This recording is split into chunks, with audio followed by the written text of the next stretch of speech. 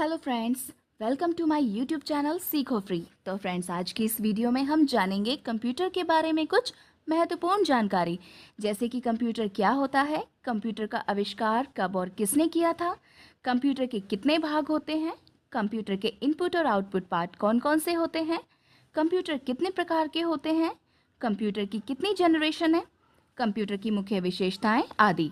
इन सभी बिंदुओं पर हम डिटेल में यानी कि विस्तार से चर्चा करेंगे। लेकिन फ्रेंड्स, अगर आप चैनल पर नए हैं तो सबसे पहले हमारे चैनल को सब्सक्राइब करें और बेल आइकन को प्रेस करना ना भूलें। तो चलिए वीडियो को शुरू करते हैं। सबसे पहले हम जानेंगे कंप्यूटर क्या होता है। तो फ्रेंड्स, हम आपको बता दें कि कंप्यूटर एक इलेक्ट्रॉनिक मशीन है, जैसा कि आप सभी जानते होंगे, सभी यूज़ करते हैं आजकल।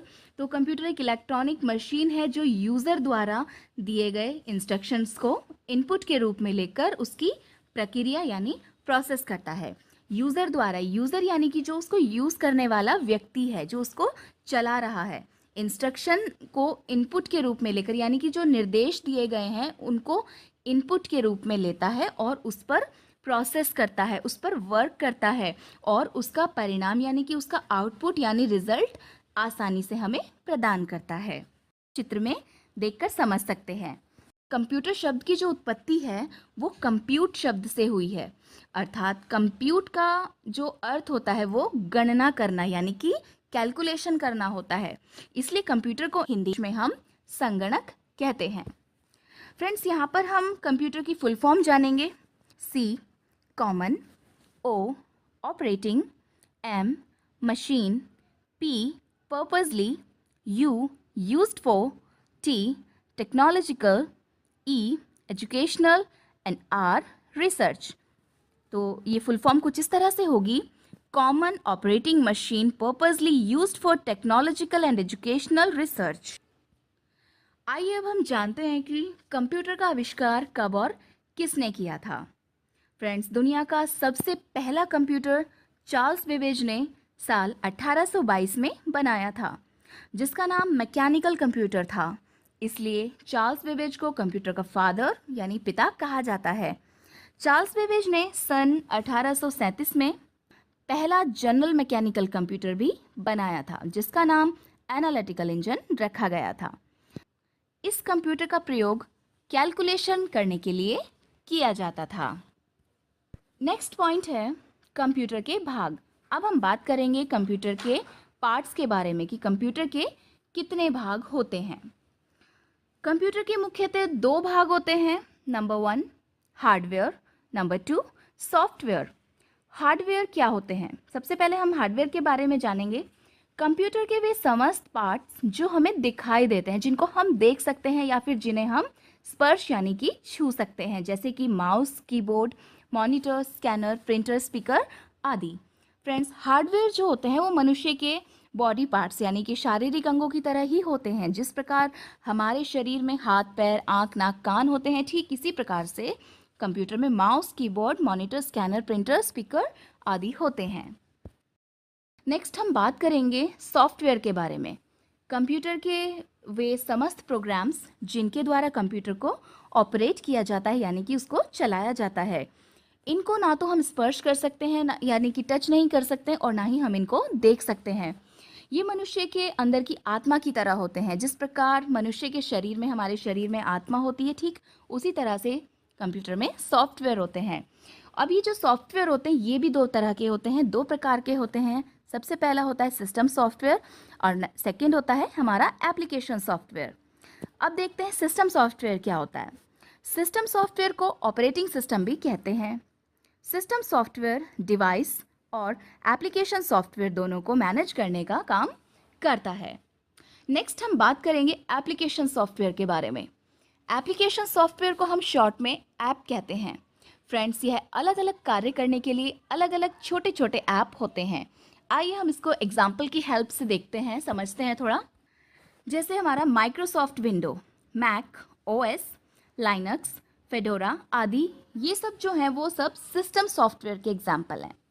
और MS Word, MS Excel, Photoshop, VLC media player आदि, ये सब हमारे एप्लीकेशन सॉफ्टवेयर के एग्जाम्पल्स हैं। नेक्स्ट पॉइंट है हमारा कंप्यूटर के इनपुट और आउटपुट डिवाइस क्या होते हैं, इनपुट आउटपुट क्या होता है और कंप्यूटर के इनपुट और आउटपुट पार्ट कौन कौन से होते हैं, इसके बारे में हम बात करेंगे। सबसे पहले हम जानेंगे इनपुट के बारे में। कंप्यूटर की वे डिवाइस जिनके द्वारा कंप्यूटर को निर्देश यानी कि इंस्ट्रक्शंस दिए जाते हैं, यानी कि उनको काम करने के लिए दिया जाता है। सिंपल सी लैंग्वेज में हम बात करें तो कंप्यूटर को कोई काम करने के लिए दिया जाता है, वो इनपुट डिवाइस के द्वारा दिया जाता है और वो इनपुट डिवाइस कहलाते हैं, जैसे कि कीबोर्ड, माउस, स्कैनर, जॉयस्टिक आदि, ये सब इनपुट डिवाइस हैं। नेक्स्ट हम बात करेंगे आउटपुट के बारे में। कंप्यूटर की वे डिवाइस जो इनपुट डिवाइस के द्वारा दिए गए इनपुट का परिणाम यानी रिजल्ट देते हैं, वो आउटपुट डिवाइस कहलाते हैं, जैसे मॉनिटर, स्पीकर, प्रिंटर, प्रोजेक्टर आदि, ये सब आउटपुट डिवाइस हैं। आइए हम इसको भी एक एग्जांपल की हेल्प से समझ सकते हैं।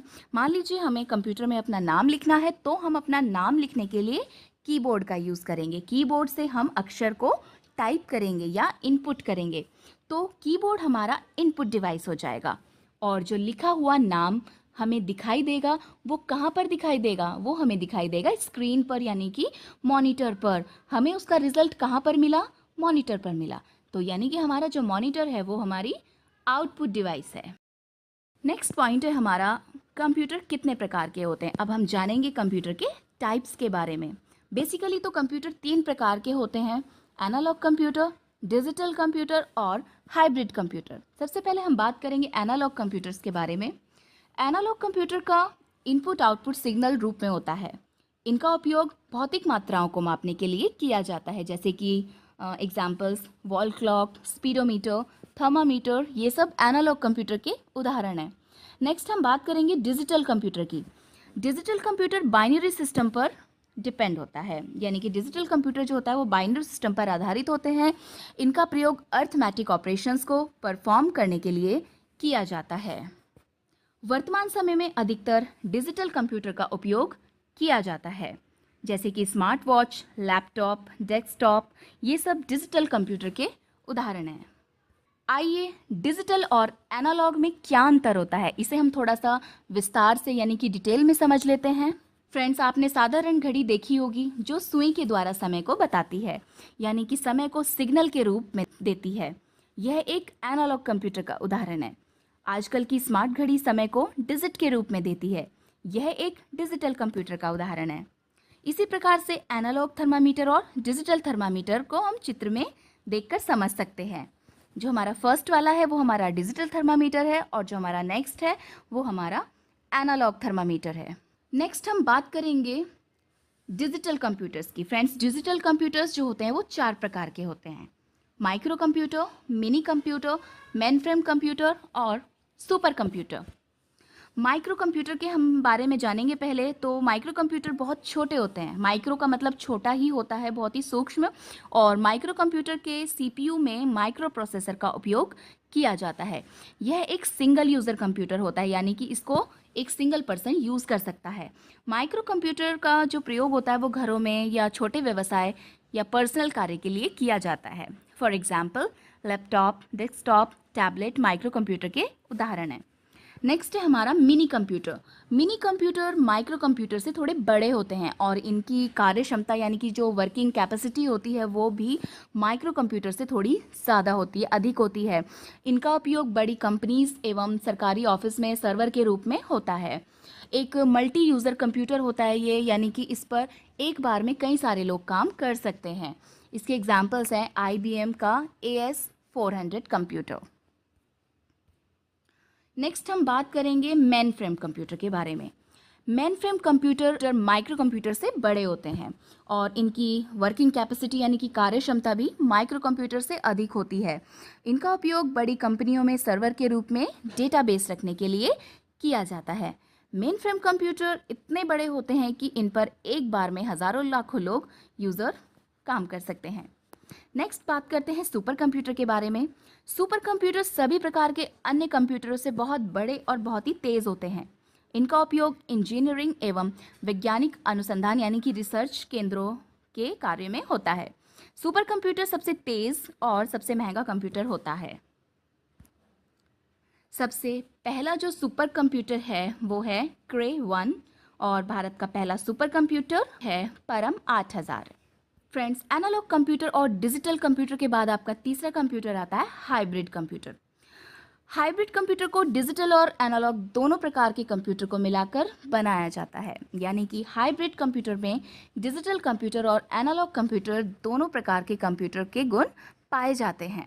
हाइब्रिड कंप्यूटर का उपयोग चिकित्सा के क्षेत्र में सर्वाधिक यानी कि सबसे ज़्यादा होता है। अगला पॉइंट है हमारा कंप्यूटर की पीढ़ियाँ, यानी कि अब हम बात करने वाले हैं फ्रेंड्स जनरेशन्स ऑफ कंप्यूटर्स के बारे में, जो आपका मोस्ट इम्पॉर्टेंट पॉइंट है।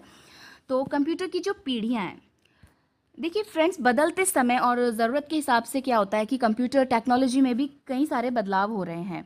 इस बदलती कंप्यूटर टेक्नोलॉजी को ही हम कंप्यूटर की पीढ़ी यानी कि जनरेशन के नाम से जानते हैं। तो इन कंप्यूटर्स की जनरेशन को 5 भागों में डिवाइड किया गया है या बांटा गया है। प्रथम पीढ़ी के कंप्यूटर को लगभग 1940 और 1959 के बीच बनाया गया था। प्रथम पीढ़ी के कंप्यूटर को बनाने में कांच के बने वैक्यूम ट्यूब का इस्तेमाल किया जाता था। एक कंप्यूटर को बनाने में लगभग हजारों वैक्यूम ट्यूब का इस्तेमाल होता था। इसलिए यह कंप्यूटर इतने बड़े होते थे कि इनको रखने के लिए एक कमरे की आवश्यकता होती थी। नेक्स्ट हम बात करेंगे द्वितीय पीढ़ी यानी कि second generation of computer. Second generation यानी कि द्वितीय पीढ़ी के कंप्यूटर को लगभग 1956 से 1963 के बीच बनाया गया था। इन कंप्यूटर्स में वैक्यूम की जगह ट्रांजिस्टर का इस्तेमाल किया गया था। ट्रांजिस्टर वैक्यूम ट्यूब से थोड़े छोटे होते थे, जिसकी वजह से ये कंप्यूटर पहली पीढ़ी के कंप्यूटर से थोड़े छोटे होते थे, उनके अकॉर्डिंग थोड़े साइज में छोटे हो गए थे और कम जगह में आसानी से रखे जाते थे। नेक्स्ट हम बात करेंगे तीसरी पीढ़ी यानी थर्ड जनरेशन ऑफ कंप्यूटर। तीसरी पीढ़ी के कंप्यूटर को लगभग 1964 से 1971 के बीच बनाया गया था। इन कंप्यूटर्स में ट्रांजिस्टर की जगह आईसी यानी कि इंटीग्रेटेड सर्किट का इस्तेमाल किया गया था, जिसकी वजह से यह कंप्यूटर दूसरी पीढ़ी के कंप्यूटर से छोटे, सस्ते और अधिक तेज थे। और इस पीढ़ी के कंप्यूटर की जो मेमोरी थी उसकी क्षमता यानी कि उसकी कैपेसिटी भी अधिक थी। नेक्स्ट हम बात करेंगे चौथी पीढ़ी यानी कि फोर्थ जनरेशन ऑफ कंप्यूटर। तो चौथी पीढ़ी के कंप्यूटर को लगभग 1970 से 1985 के बीच बनाया गया था। इन कंप्यूटर में इंटीग्रेटेड सर्किट की जगह माइक्रो प्रोसेसर का इस्तेमाल किया गया था, जिसकी वजह से यह कंप्यूटर और भी छोटे हो गए। इन कंप्यूटर की साइज छोटी होने के बावजूद भी इस कंप्यूटर की स्पीड और क्षमता यानी कि कैपेसिटी दोनों ही इंक्रीज हो गई यानी कि बढ़ गई थी। यह हाई लेवल लैंग्वेज जैसे कि C++ को भी सपोर्ट करते थे। नेक्स्ट जनरेशन यानी कि पांचवी पीढ़ी फिफ्थ जनरेशन ऑफ कंप्यूटर है। तो वर्तमान समय में हम जो कंप्यूटर इस्तेमाल कर रहे हैं, यूज़ कर रहे हैं, वह पांचवी पीढ़ी के ही हैं। पांचवी पीढ़ी के कंप्यूटर पिछले सभी जनरेशन्स के कंप्यूटर से ज़्यादा आधुनिक यानी कि न्यू वर्जन में हैं। इन कंप्यूटर में आर्टिफिशियल इंटेलिजेंसी का इस्तेमाल किया जाता है। इस पीढ़ी के कंप्यूटर हाई लेवल लैंग्वेज जैसे C++, जावा, .NET को सपोर्ट करते हैं। और इस पीढ़ी के कंप्यूटर इतने छोटे होते हैं कि बैग में रखकर आसानी से कहीं भी ले जा सकते हैं। फ्रेंड्स, आशा है, आई होप कि कंप्यूटर की सभी पीढ़ी यानी जनरेशन के बारे में आप समझ गए होंगे। चलिए अब हम बात करते हैं कंप्यूटर की विशेषताओं के बारे में, उसकी क्वालिटीज़ के बारे में, यानी कि कैरेक्टरिस्टिक्स ऑफ कंप्यूटर। कंप्यूटर की कई सारी विशेषताएं हैं वैसे तो, जैसे कि स्पीड यानी कि गति। कंप्यूटर किसी भी काम को बहुत जल्दी करता है, बहुत स्पीडली करता है। नेक्स्ट, एक्यूरेसी यानी शुद्धता। कंप्यूटर किसी भी काम को बिना गलती यानी बिना मिस्टेक के करता है। नेक्स्ट, कॉन्टिन्यूटी यानी कि निरंतरता। कंप्यूटर किसी भी काम को लगातार बिना रुके करता है, वो थकान महसूस नहीं करता है। नेक्स्ट, स्टोरेज कैपेसिटी यानी कि भंडारण क्षमता। उसकी मेमोरी जो होती है कंप्यूटर में कितना भी डेटा स्टोर कर सकते हैं। नेक्स्ट, प्राइवेसी यानी गोपनीयता। कंप्यूटर में किसी भी फाइल या फोल्डर को हम पासवर्ड के द्वारा सुरक्षित रख सकते हैं। नेक्स्ट, ऑटोमेशन यानी कि स्वचालित। कंप्यूटर तकनीक का उपयोग करके बिना किसी मानव के हस्तक्षेप के निरंतर कार्य करता रहता है। कंप्यूटर की और भी बहुत सारी क्वालिटीज़ यानी कि विशेषताएं हैं, इसके लिए हम सेपरेट वीडियो बना देंगे। तो फ्रेंड्स, हम कंप्यूटर के अनुप्रयोग यानी कि उसके एप्लीकेशंस के बारे में भी यहाँ पर बात करने वाले हैं। फ्रेंड्स, कंप्यूटर के अनुप्रयोग के बारे में बात करें तो कंप्यूटर का उपयोग कई सारी जगह यानी कि बहुत सारे क्षेत्रों में किया जाता है, जैसे कि एजुकेशन के क्षेत्र में, बिजनेस के क्षेत्र में, बैंकिंग के क्षेत्र में, साइंस एंड इंजीनियरिंग के क्षेत्र में, मेडिकल के क्षेत्र में, मार्केटिंग के क्षेत्र में और भी बहुत सारी जगह ऐसी हैं जहाँ पर हम कंप्यूटर का यूज़ करते हैं। वीडियो पसंद आई हो तो वीडियो को लाइक ज़रूर करें। इस टाइप की और वीडियोस देखने के लिए हमारे चैनल सीखो फ्री को सब्सक्राइब एंड शेयर करना ना भूलें। Thanks for watching. Have a nice day.